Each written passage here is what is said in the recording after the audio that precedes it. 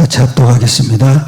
나는 세상에 떠 있지 아니하오나 그들은 세상에 있사옵고 나는 아버지께로 가옵나니 거룩하신 아버지여 내게 주신 아버지의 이름으로 그들을 보존하사 우리와 같이 그들도 하나가 되게 하옵소서.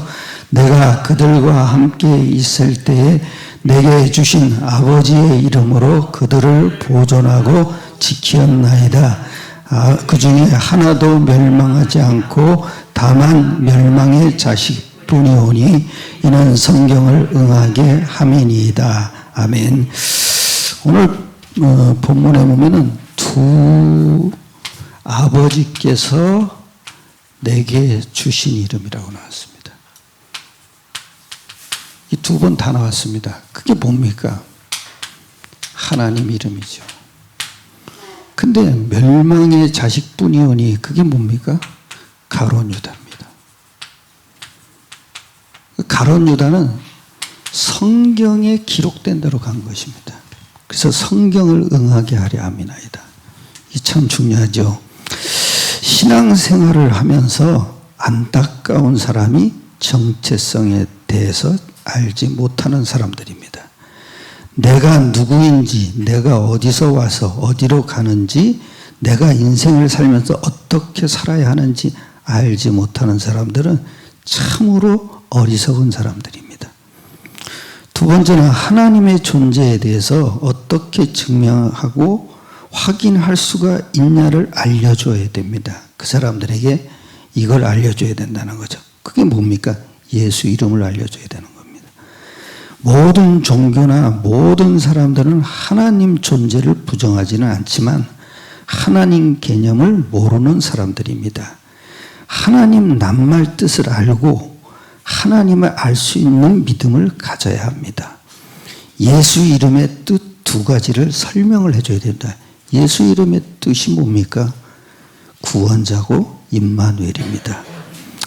첫 번째는 구원자 그랬습니다. 구원이란 뭡니까? 마태복음 1장 21절을 합독하겠습니다. 아들을 낳으리니 이름을 예수라 하라. 이는 그가 자기 백성을 그들의 죄에서 구원할 자임이라 하니라. 창세기 3장 1절로 6절 인간의 근본 문제에서 빠져나오는 것이 곧 구원입니다. 선악과를 먹으면서 불순종을 해서 하나님 떠난 인간이 하나님을 만나는 것이 곧 구원입니다. 그리고 죄에서 해방받는 것이 곧 구원입니다.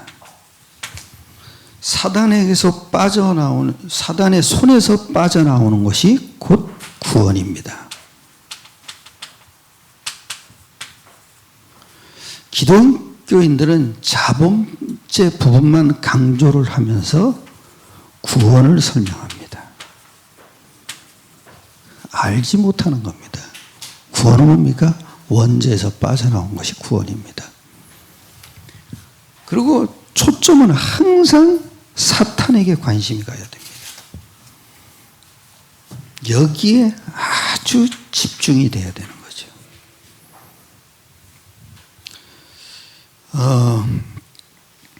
사단에게 잡혀있기에 우리는 꼼짝하지 못하고 마귀의 자녀로 사는 것입니다.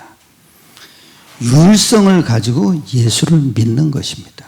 이 유일성이 뭡니까? 사탄을 아는 복음입니다. 그리고 영적인 신분을 가지고 있습니다. 이 문제를 해결하기 위해서 하나님의 자녀가 되는 겁니다. 이게 해결 못하면 마귀의 자녀로 사는 겁니다. 그리고 하나님 떠난 삶입니다. 마귀의 자녀이기에 영적인 문제를 반드시 가지고 있습니다. 제사 지내는 문제, 굿하는 문제, 손금 부는 문제, 부적 등이 영적인 문제입니다. 이 영적인 문제로 오는 것이 바로 정신문제입니다. 스트레스, 불안증, 두려움증, 공황장애, 분노조절장애, 또 우울증, 조울증 등이 정신 문제입니다. 따라오는 것이 곧 육신의 문제입니다. 부부간의 갈등으로 인해 이혼하는 문제들, 자녀들의 타락 문제, 경제적으로 어려운 문제, 행복하지 못하는 삶을 사게 됩니다. 문제가 많으니까 행복할 수가 없습니다. 그리고 시간이 지날수록 내세 문제에 부딪히게 됩니다. 이 세 가지 삶을 살면은 지옥의 삶을 사는 겁니다. 그러다가 영원한 지옥으로 가게 되는 것이죠. 또 후손의 문제를 반드시 가져옵니다. 후손이 그냥 유전적 대물림도 있고 영적인 대물림도 있습니다. 유전적인 뭡니까? 그대로 자녀에게 그 DNA가 그대로 물려주는 겁니다. 근데 아주 중요한 건 영적인 문제입니다. 영적인 문제는 안 들어갈 수가 없습니다. 왜? 다 영적인 존재거든요. 그러니까 그대로 흘러 들어가는 겁니다.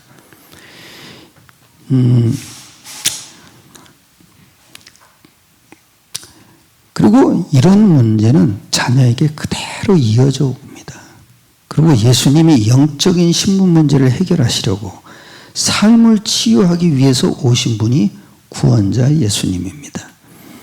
그래서 임마누엘이라고 합니다. 이 이름의 뜻이 마태복음 1장 23절을 합독하겠습니다. 보라, 자녀가 잉태하여 아들을 낳을 것이요 그의 이름은 임마누엘이라 하였으니 이를 번역한즉 하나님이 우리와 함께 계시다 함이라. 아멘. 그 이름의 뜻이 뭐냐? 임마누엘입니다. 우리와 함께 하시다는 뜻이죠. 예수님을 영접했을 때 바로 임마누엘 하십니다. 임마누엘 하기 전에 믿음이 무엇인가를 알아야 합니다. 하나님 입장에서의 믿음과 나의 입장에서의 믿음은 다른 것입니다. 나의 입장에서 믿음은 내 마음에서 우러나는 거잖아요. 내 마음 중심에서 나오는 걸 믿음이라고 착각합니다. 그런데 하나님 입장에서의 믿음은 예수를 그리스도로 믿는 것입니다. 첫 번째죠. 예수를 하나님의 아들을 믿는 것입니다. 이 고백을 하면서도 방언하니까 충만하더라고 합니다. 기도하니까 질병이 낫더라고 하는 것은 다른 것이 섞인 것입니다. 그리고 방언을 안 하고 꿈을 안 꾸고 환청을 안 들어도 됩니다. 왜냐? 예수를 하나님의 아들로 고백하면 이미 구원받은 것입니다. 고백이 참 중요합니다. 고백은 성령님께서 하게 하시는 겁니다. 진짜 믿음은 하나님은 보이지 않기에 하나님이란 증거로 하나님의 존재를 증명하신 것입니다. 그게 뭡니까? 하나님의 아들입니다. 또 그리스도이심을 믿는 것입니다. 하나님 만나는 길 대신 참 선지자입니다. 이거는 아주 중요한 게 성령이 역사하는 길입니다. 죄 문제를 해결하신 참 제사장입니다. 역시 천사가 동원되는 길입니다. 마귀를 멸하신 참 왕입니다. 역시 마귀를 멸하신 분입니다. 예수가 하나님의 아들 그리스도를 믿을 때 하나님이 우리와 함께 하셔서 임마누엘 하십니다. 임마누엘은 성령 내주라고 합니다. 위드지요.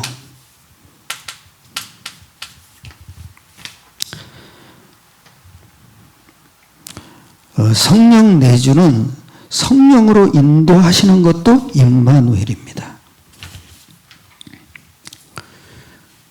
인도는 사도행전 1장 8절, 즉 땅끝까지 인도되는 삶을 가진 것이 바로 성령 인도입니다. 이것도 위드입니다. 위드가 돼야 인도를 받는 겁니다. 인도를 받으려면 사도행전 1장 8절로 답이 나와야 됩니다. 그게 우리 인생의 전도의 방향을 잡고 사는 겁니다. 그리고 성령의 역사 속에서 땅끝까지 인도 속에서 사도행전 1장 8절의 만남을 가지니까 만남의 진짜 축복이 응답이기도 하고 그것이 바로 성령의 역사입니다. 우리가 어떤 사람을 만났죠? 그게 복음 듣는다. 성령의 인도입니다. 우리가 그쪽으로 우리를 인도하시는 겁니다. 그리고 이때 이때 하나님의 뜻은 우리와 함께 계십니다. 그게 뭡니까? 내가 하나님의 뜻을 이루고 계시니까 나에게 성령께서 그렇게 인도하시는 겁니다. 예수 이름의 두 가지 뜻을 알아야 됩니다. 구원자, 임마누엘입니다. 아주 성경을 정확하게 얘기해 줍니다. 사도행전 1장 21절, 사도행전 1장 23절. 이걸 가지고 꼭 집어서 가르쳐 줘야 됩니다. 내가 왜 10분 메시지만 계속 하는 줄 아십니까? 여러분이 안 보고도 하라고요. 그래야 됩니다, 여러분. 누구를 만났든지 예수 이름이 뭔지를 알려줘야 됩니다. 아니, 안 보이는 하나님을 어떻게 알겠습니까? 예수 이름으로 하는 겁니다. 또 하나님의 아들로 하는 겁니다. 예수 이름의 뜻은 두 가지가 있습니다. 구원자, 임마누엘. 그것도 아주 정확하게 성경을 찝어서 얘기해 줘야 됩니다. 근데 제일 중요한 게 뭐냐면 이게 들어가야 됩니다. 이게 없으면 아무리 얘기를 해도 들어가지 않습니다. 이게 굉장히 중요합니다. 이게 하나님 떠난 삶이 무엇을 알려줘야 됩니다. 그래서 하나님 만나는 길은 반드시 예수 이름으로 얘기해줘요. 오늘도 승리하시길 축원합니다. 기도드리겠습니다. 하나님께 감사드립니다. 오늘도 예수 이름으로 하나님 만나는 길을 알게 됐습니다. 주님께서 이 이름에 약속하신 것이 그리스도인고 임마누엘임을 압니다. 주님께서 오늘도 하루 종일 승리하는 귀한 날이 되게 하여 주옵소서. 우리 주 예수 그리스도의 이름으로 감사드리며